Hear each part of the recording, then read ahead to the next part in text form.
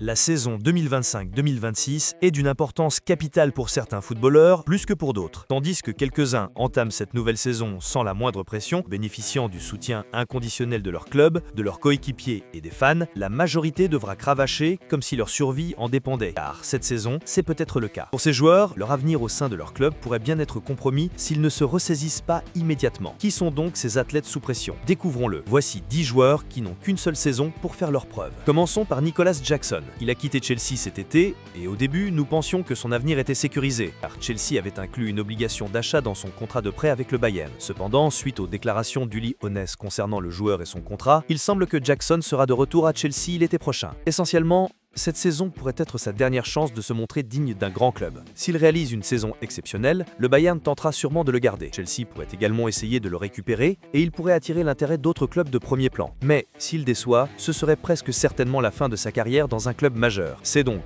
plus ou moins, une saison décisive pour l'attaquant sénégalais. On pourrait en dire autant de Marcus Rashford. Bien qu'il soit prêté, il est clair que sa carrière à Manchester United est terminée. Maintenant qu'il est à Barcelone, il est impératif qu'il réussisse suffisamment pour que le club l'achète. Sinon, tout est fini pour lui. Il n'était même pas le premier choix de Barcelone cet été. Il a donc déjà une tâche difficile pour impressionner le club. S'il n'y parvient pas, il devra se contenter de clubs plus modestes pour le reste de sa carrière. Et en plus, il pourrait rater la Coupe du Monde 2026. Mais bien sûr, Rashford n'est pas le seul international anglais dans cette vidéo. Il y en a même deux autres. Pouvez-vous deviner qui ils sont? Laissez un commentaire. Nous verrons si vous avez raison bientôt. Pendant que vous y êtes, si vous n'êtes pas encore abonné à la chaîne, faites-le tout de suite pour ne jamais manquer notre contenu exceptionnel. Parlons maintenant de Roméo Lavia. L'international belge est un excellent milieu de terrain, sans aucun doute, mais il ne parvient tout simplement pas à rester en forme. Maintenant, avec André Santos qui a déjà pris ses marques au club, Chelsea pourrait trouver Lavia superflu dans un prochain avenir. Mais il a encore l'occasion de montrer sa valeur. S'il parvient à rester en forme cette saison, nous sommes sûrs qu'il en fera assez pour montrer qu'il mérite toujours de faire partie de l'effectif. Mais s'il n'y parvient pas, cela pourrait vraiment être la fin pour lui à Stamford Bridge. Oui, il a toujours un contrat jusqu'en 2030, mais nous sommes presque certains que Chelsea trouvera un moyen de se débarrasser de lui s'il ne se montre pas à la hauteur cette saison. Et en parlant de joueurs aux prises avec les blessures, cela nous rappelle John Stones. Rappelez-vous, nous avons dit qu'il y avait deux autres internationaux anglais dans cette vidéo. Oui, il en fait partie. C'est un défenseur central super talentueux, sans aucun doute, mais les blessures semblent toujours prendre le dessus sur lui. Bien. C'est clairement sa dernière chance de faire ses preuves. Il doit montrer à Pep qu'il a toujours ce qu'il faut pour réaliser de grandes performances sur les plus grandes scènes. Car à l'heure actuelle, tout semble être contre lui. Il a 31 ans, est sujet aux blessures, est l'un des joueurs les mieux payés du club, et son contrat expire à la fin de la saison. S'il est le moindrement décevant, en fait, s'il est même juste moyen, City le remerciera très facilement sans sourciller. Il doit donc absolument réaliser une saison monstrueuse s'il veut rester à City. Ou du moins s'assurer un transfert vers un autre grand club l'été prochain. Maintenant, en parlant de joueurs sujets aux blessures, avec des salaires énormes, nous devons parler de Wesley Fofana. Ce gars a signé pour Chelsea en 2022 et depuis, il n'a fait que 35 apparitions pour le club, toutes compétitions confondues. C'est une moyenne de moins de 12 matchs par saison, tout cela à cause des blessures. Manquer autant de matchs tout en étant le deuxième joueur le mieux payé du club est tout simplement fou. Bien, il est finalement en forme et maintenant progressivement réintégré. Mais il devra réaliser une saison vraiment incroyable s'il veut rester au club après l'été. Chelsea a un bon nombre de défenseurs centraux maintenant. Ils peuvent déjà se passer de Fofana tel quel, donc s'il veut rester, il doit vraiment faire ses preuves. Un autre défenseur central qui figure dans cette liste est Ronald Araujo. L'Uruguayen est tombé en disgrâce auprès des supporters de Barcelone. Son carton rouge contre PSG en 2024, ses erreurs contre Dortmund en 2025, sa mauvaise distribution du ballon et quelques autres facteurs ne l'ont pas du tout aidé. Il était très proche de partir la saison dernière, mais il a fini par signer un nouveau contrat. S'il ne se révèle pas être un membre très valuable de l'équipe cette saison, surtout dans les plus grands matchs, Barcelone essaiera probablement de le vendre et peut-être de le remplacer par Bastoni qui semble mieux s'adapter à la philosophie du club.